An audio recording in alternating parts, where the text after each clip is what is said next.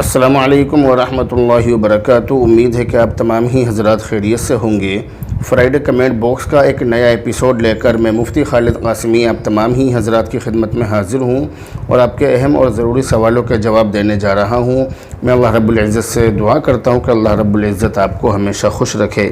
Friday comment box کے آج کے ایپیسوڈ میں ہم سب سے پہلا سوال لے رہے ہیں۔ یہ سوال ہے اشرف خان بلند شہر یو پی کی طرف سے۔ سلام اور دعا کے بعد کہتے ہیں کہ مفتی صاحب، اگر کسی کا انتقال ہو جائے تو اس کے پیر قبلے کی طرف کر کے اس کو غسل دے سکتے ہیں یا نہیں؟ آپ کے سوال کا جواب یہ ہے کہ مجبوری میں مردے کے پیر قبلے کی طرف کر کے اس کو غسل دے سکتے ہیں۔ اس بات کی شریعت میں اجازت ہے، لیکن یہ کام مجبوری میں ہی کیا جائے گا۔ دوسرا سوال ہے مولانا محمد عبداللہ قاسمی صاحب کی طرف سے۔ یہ کہہ رہے ہیں کہ مفتی صاحب، اگر کوئی ایک یا دو پاروں کا حافظ ہے یا کچھ تھوڑی بہت تجوید پڑھی ہو یا تھوڑی بہت مولویت پڑھی ہو تو ایسے شخص کو حافظ، قاری یا مولوی کہنا کیسا ہے؟ جواب مکمل و مدلل عنایت فرمائے، عین نوازش ہوگی۔ یہ جو آپ نے سوال کیا ہے اس کے اندر بہت ساری تفصیل ہے، دلائل اور بہت ساری تشریحات ہے اس کے اندر، لیکن اس کا خلاصہ یہ ہے اور اس کا مطلب یہ ہے، یعنی جو آپ نے سوال کیا ہے کہ قاری اس کو کہیں گے جس نے تجوید باقاعدہ طور پر پڑھی ہو، اور حافظ اس کو کہیں گے جو پورا قرآن کریم کا حافظ ہو، اور مولوی، مولانا اور عالم اس کو کہیں گے جس نے باقاعدہ طور پر کسی مستند عالم سے، کسی استاد سے نصابی تعلیم حاصل کی ہو، تو ایسے آدمی کو عالم کہیں گے۔ کسی ایرا غیرہ نتھو خیرہ کو یا تھوڑی بہت اردو جاننے والے کو یا تھوڑی بہت عربی جاننے والے کو عالم نہیں کہا جائے گا۔ اس کے اندر بہت ساری تفصیلات ہیں، وہ کسی اور موقع پر آپ کو دی جائیں گے انشاءاللہ تعالی۔ اگلا کمنٹ ہے جمیل احمد کی طرف سے۔ کہہ رہے کہ روزانہ عشاء کی نماز کے بعد سورہ آل عمران اور سورہ مزمل پڑھنے کی کیا فضیلت ہے، وضاحت فرما دیں، اللہ آپ کو سلامت رکھے، آمین۔ ویسے تو سورہ آل عمران پڑھنے کی اور سورہ مزمل پڑھنے کی بہت ساری فضیلتیں ہیں، قرآن و حدیث کے اندر اس کے بہت سارے فضائل وارد ہوئے ہیں، لیکن حدیث کے مطابق جو شخص سورہ آل عمران کی تلاوت کرتا ہے تو اللہ تعالیٰ اس کو ہر آیت کے بدلے میں پل صراط سے عبور کا پروانہ عطا فرماتا ہے۔ پل صراط سے آسانی کے ساتھ گزرنے کا اس کو اللہ تعالیٰ پروانہ اور خوشخبری دیتا ہے۔ دوسری چیز معلوم کی ہے سورہ مزمل کے بارے میں کہ اس کی کیا فضیلت ہے۔ اس کے بارے میں حضرت ابی بن کعب رضی اللہ عنہ سے مرفوعاً یہ روایت مروی ہے کہ نبی کریم صلی اللہ علیہ وسلم نے ارشاد فرمایا کہ جو شخص سورہ مزمل پڑھتا ہے اللہ تعالیٰ اس کی دنیا اور آخرت کی پریشانی اور مشکلات، ان تمام چیزوں کو ختم کر دیتا ہے۔ اس کے علاوہ سورہ مزمل پڑھنے کے اور بھی بہت سارے فائدے ہیں۔ اگلا کمنٹ ہے محمد شاہد جمال انصاری دہلی کی طرف سے۔ کہہ رہے ہیں ماشاء اللہ، سبحان اللہ، الحمدللہ، جزاک اللہ خیر، اللہ ایسے ہی آپ کو خوش رکھے، آمین۔ مفتی صاحب آپ سے کہنا ہے کہ وہ کون کون سے جھوٹ ہے کہ جو فرشتے نہیں لکھتے ہیں، بتائیے۔ یاد رکھیے کہ جھوٹ بولنا ویسے تو بہت بڑا گناہ ہے اور جھوٹ بولنا حرام ہے، اور جھوٹ بولنے کی بہت ساری نحوستیں ہیں، مگر کچھ موقعوں پر جھوٹ بولنے کی اور جھوٹ نہیں بلکہ توریہ استعمال کرنے کی اجازت دی گئی ہے، جس کا مطلب یہ ہے کہ آپ تو بہت اس کے بعید معنی مراد لے رہے ہو، یعنی آپ کچھ اور معنی مراد لے رہے ہوں، لیکن سننے والا کچھ اور معنی اس کے مراد سمجھے، کچھ اور معنی اس کا سمجھے، اس کو توریہ کہتے ہیں، اور منطق کی اصطلاح میں یہ بہت زیادہ عام چیز ہے، تو اس طرح سے اس کی اجازت ہے۔ جیسے کتابوں کے اندر لکھا ہے کہ اگر کوئی آدمی مثال کے طور پر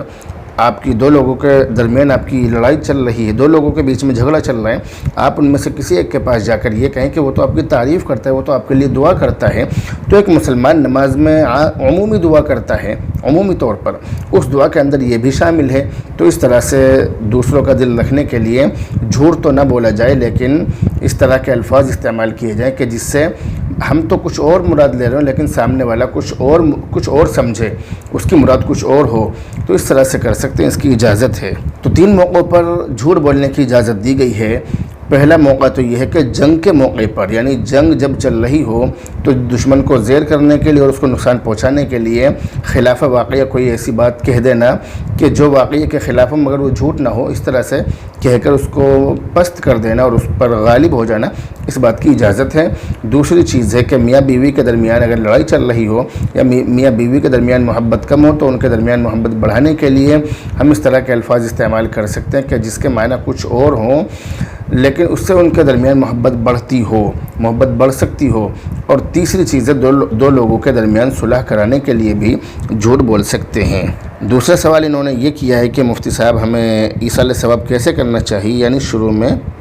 کیسے پڑھیں۔ یاد رکھیے کہ ایصال ثواب کا طریقہ یہ ہے کہ مرحومین کے جو اعزاء اقربا ہیں، جو ان کے رشتہ دار ہیں، اپنے اپنے طور پر اعمال خیر، نماز، روزہ وغیرہ جو بھی وہ نیک کام کر سکتے ہیں، کرنے کے بعد اس کا ثواب اس مرحوم کو پہنچا دیں۔ چاہے نیک کام کرنے سے پہلے نیت کر لیں یا نیک کام کرنے کے بعد نیت کر لیں، کیسے بھی کر لیں، نیت کرنی ہے کہ ہم جو یہ کام کرنے جا رہے ہیں اس کا ثواب فلاں مرحوم کو پہنچ جائے، یا ہم نے جو یہ کام کیا ہے اس کا ثواب فلاں مرحوم کو پہنچ جائے۔ کرنے سے پہلے، کرنے کے بعد آپ اس کی نیت کر لیں تو انشاءاللہ تعالیٰ آپ کا جو مرحومین ہے اس کو ثواب پہنچ جائے گا اور اس کا فائدہ آپ کو بھی محسوس ہوگا۔ ویسے اس کا کوئی خاص طریقہ کتابوں کے اندر، معتبر کتابوں میں مذکور نہیں ہے کہ اس طرح سے ہی کیا جائے یا اس کام کو اس طرح سے کیا جائے، اس طرح کا کوئی معاملہ نہیں ہے۔ جیسا آپ کا موقع ہو، جو چیز آپ کو یاد ہو، آپ پڑھ لیجئے اور پڑھنے کے بعد اپنے مرحومین کو ثواب پہنچا دیجئے۔ تیسرا سوال انہوں نے یہ کیا ہے کہ انسان کو سب سے زیادہ کس کی فکر کرنی چاہیے؟ انسان کو سب سے زیادہ اپنے ایمان کی، عقیدہ کی فکر کرنی چاہیے، اپنی صحت کی فکر کرنی چاہیے، اپنے ماں باپ کی، بہن بھائی کی، یا رشتہ دار کی، بیوی بچوں کی، دوستوں احباب کی، متعلقین کی، ملنے جلنے والوں کی، پڑوسی کی، اسی طرح سے اپنے ساتھ سفر کرنے والوں کی، اور اپنے متعلقین کی، اور اپنے ملازمین کی، اور جتنے بھی لوگ اس سے ٹچ ہیں ان تمام لوگوں کی بہت زیادہ کا مطلب یعنی جس کا جو حق ہے اس حق کو ادا کرنے کی فکر کرنی چاہیے۔ اگلا اور آخری کمنٹ یہ انہی کی طرف سے ہی ہے، کہہ رہے ہیں کہ اگر کسی نے پہلی رات کو مہر ادا نہیں کی اور بعد میں بیوی کا انتقال ہو جائے تو مہر کیسے ادا ہوگی؟ کیا مہر کا پیسہ صدقہ دیا جائے گا؟ یاد رکھیے کہ اگر کسی